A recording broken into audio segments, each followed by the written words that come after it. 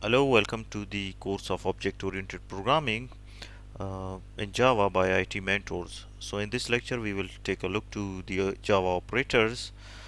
Java operators हमारे पास क्या होते हैं और किस किस तरह के होते हैं. So basically what is an operator? Basically operators आपके पास कुछ symbol हो सकते हैं या कुछ words हो सकते हैं that causes a program to do something to variables. Like अगर हम कहेंगे कि a plus b. So this operator is actually indicating to add the value of these two variables. तो ये ऑपरेटर हमें बेसिकली ये बता देता है कि क्या इंस्ट्रक्शन परफॉर्म करना है, कि ए वेरिएबल और बी वेरिएबल के जो वैल्यूज़ हैं उनको ऐड करना है, या जैसे हमारे पास अगर ए माइनस बी है तो इस ऑपरेटर के थ्रू कंपाइलर को पता चलेगा कि क्या करना है. सो ऑपरेटर्स आपके पास सिंबल भी इस तरह के हो सकते हैं या कुछ वर्ड्स भी कुछ प्रोग्रामिंग लैंग्वेजेस में हो सकते हैं. अभी इन ऑपरेटर्स में हमारे पास अरिथमेटिक ऑपरेटर्स हैं, इंक्रीमेंट डिक्रीमेंट ऑपरेटर्स हैं, रिलेशनल एंड लॉजिकल ऑपरेटर्स हैं एंड अरिथमेटिक असाइनमेंट ऑपरेटर. तो इनको हम देख लेते हैं कि ये किस किस लिए यूज़ किए जाते हैं. तो अरिथमेटिक ऑपरेटर्स जो आप लोगों ने देखा है बेसिक मैथमेटिक्स में, जैसे एडिशन के लिए आप प्लस यूज़ करते हैं, सब्ट्रैक्शन के लिए ये माइनस, मल्टीप्लिकेशन के लिए स्टेरिक, डिवीजन के लिए आप स्लैश, और रिमाइंडर फाइंड आउट करने के लिए आप ये परसेंटेज साइन जिसे मॉड कहा जाता है ये आप यूज़ करते हैं. तो बेसिक ऑपरेशन के लिए, बेसिक अरिथमेटिक ऑपरेटर्स के लिए आप ये यूज़ करते हैं, जैसे ए प्लस बी हो गया, दोनों की वैल्यूज़ को ऐड करना है, A minus B, A multiply के लिए asterisk B and A slash B, A remainder B. अब ये रिमाइंडर फॉर एग्जांपल कैसे कैलकुलेट करना है ये मैं ज़रा आपको बता देता हूँ. जैसे आप 5 को डिवाइड करते हैं 2 पे, सो इट इज़ 2 2 ज़ा 4, और यहाँ पे जो आपके पास 1 बचता है this is actually the remainder. तो इस 1 को कभी अगर आपने कैलकुलेट करना हुआ तो उसके लिए हम ये मॉड यूज़ करेंगे. ये बेसिक अरिथमेटिक ऑपरेटर्स हैं. इसके बाद आपके पास आ जाते हैं इंक्रीमेंट डिक्रीमेंट ऑपरेटर्स. ये खासकर आप लूप्स में यूज़ करते हैं कि adding one to the variable value of variable, जो एग्जिस्टिंग वैल्यू होगा किसी भी वेरिएबल का उसमें अगर आप ऐड करना चाहते हैं, वन ऐड करना चाहते हैं, तो उसके लिए इंक्रीमेंट डिक्रीमेंट ऑपरेटर्स आप यूज़ कर सकते हैं. जैसे हमारे पास एक वेरिएबल है इंटीजर ए, और ए को कोई वैल्यू हम असाइन कर देते हैं 10. सो इसके वैल्यू में अगर हम वन इंक्रीज करना चाहते हैं उसकी जगह पे आप क्या लिख सकते हैं, ए प्लस प्लस. तो ये करंट वैल्यू इसका अभी 10 था. अभी इसके बाद जब आप फॉर एग्जांपल इसको आउटपुट पे प्रिंट करेंगे तो इसका वैल्यू आपको 11 मिलेगा. तो इसमें दो तरह के हैं, अगर आप देखेंगे post fix increment and pre fix increment.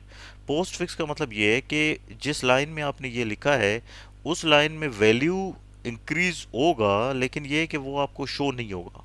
अगर ये आप यूज़ करेंगे तो उस लाइन में वैल्यू इंक्रीज नहीं होगा, नेक्स्ट लाइन में आपके पास वैल्यू इंक्रीज होगा. और यहाँ पे अगर आप इसको देखेंगे तो इसमें क्या होगा कि उसी लाइन में ही आपके पास वैल्यू इसका इंक्रीज हो जाता है. तो अगर हम इस तरह से यूज़ करेंगे ये वाला, तो इसके बाद अगर मैं system dot out dot print L लिखूंगा तो इसका वैल्यू मुझे 11 मिलेगा. या अगर आप उसके अंदर ही आप फॉर एग्जांपल आउटपुट स्टेटमेंट के अंदर ही इसको शो करना चाहते हैं तो आप कर सकते हैं. इसी तरीके से ये आपके पास डिक्रीमेंट ऑपरेटर है. एक वैल्यू अगर आप डिक्रीज करना चाहते हैं किसी वेरिएबल के वैल्यू में से. रिलेशनल ऑपरेटर्स को अमूमन आप यूज़ करते हैं कि दो वैल्यूज़, दो वेरिएबल, दो कांस्टेंट के वैल्यूज़ को जब आप कंपेयर करते हैं तब आप रिलेशनल ऑपरेटर्स को यूज़ करते हैं. तो रिलेशनल ऑपरेटर्स का अमूमन आपको वैल्यू या ट्रू में मिलेगा या आपके पास फॉल्स में, या ज़ीरो होगा या वन होगा. जैसे अगर मैं कहता हूँ 5 is greater than 2, 5 is greater than 2, इसका मतलब ये ट्रू है, तो आपको कम्युलेटिव इसका जो वैल्यू मिलेगा वो आपको मिलेगा ट्रू, इट मीन्स 1. अगर मैं कहता हूँ कि 8 इज़ ग्रेटर देन 10, सो इसका मतलब क्या है कि ये स्टेटमेंट गलत है, हमने दो वैल्यूज़ को कंपेयर कर लिया और ये गलत है, तो इसका मुझे वैल्यू जो मिलेगा दैट इज़ फॉल्स. तो ये less than, greater than, less than equal to, greater than equal to and not equal to. जब आप एग्जैक्ट वैल्यू को कंपेयर करना चाहते हैं, जैसे 5 इज़ इक्वल टू 5, तो उसके लिए आप डबल इक्वल यूज़ करेंगे. Single equal arithmetic assignment operator है जो किसी वेरिएबल को वैल्यू असाइन करने के लिए आप यूज़ करते हैं. कमिंग टूवर्ड्स नेक्स्ट, आपके पास लॉजिकल ऑपरेटर्स हैं। तो लॉजिकल ऑपरेटर्स को आप यूज़ करते हैं वहाँ पे जहाँ आप दो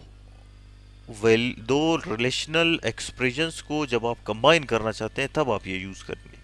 जैसे अगर आप देख सकते हैं यहाँ पे हम कहते हैं कि x का वैल्यू 20 है, y का वैल्यू 30 है और z का वैल्यू 40 है। अब हम यहाँ पे देखो एक्सप्रेशन हमारे पास रिलेशनल एक्सप्रेशन कितने हैं, दो है, ये वन, ये आपके पास दूसरा है।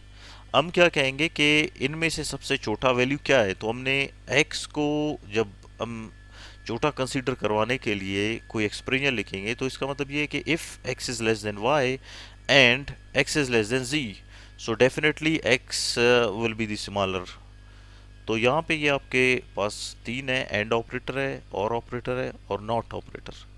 नॉट ऑपरेटर बेसिकली कंप्लीमेंट की तरह काम करेगा। अगर आप वो ट्रू होगा कम्युलेटिव आंसर उसको फॉल्स कर देगा, या फॉल्स है तो उसको ट्रू करेगा।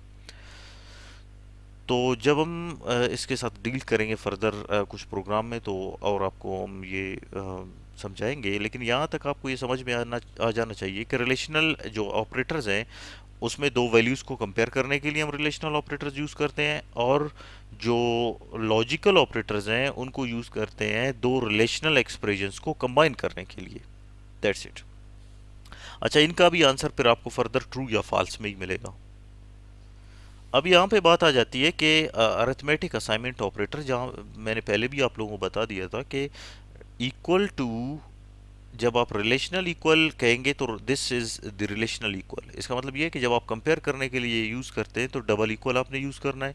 जब आप कोई वैल्यू असाइन करना चाहते हैं तो ये वाला आप यूज़ करेंगे, n इज इक्वल टू 2। तो इसका मतलब ये है कि जो भी इस container, basically variable is a container, n is a container, एक मेमोरी लोकेशन है, तो ये 2 जो वैल्यू है इसको वहाँ पे स्टोर कर दो। अच्छा, इसका क्या वैल्यू बनेगा, इसका क्या मतलब ये है कि n इज इक्वल टू 3। इसका मतलब ये है कि एग्जिस्टिंग वैल्यू जो भी है n का, उसको कंपेयर करो whether that is equal to 3 और नॉट।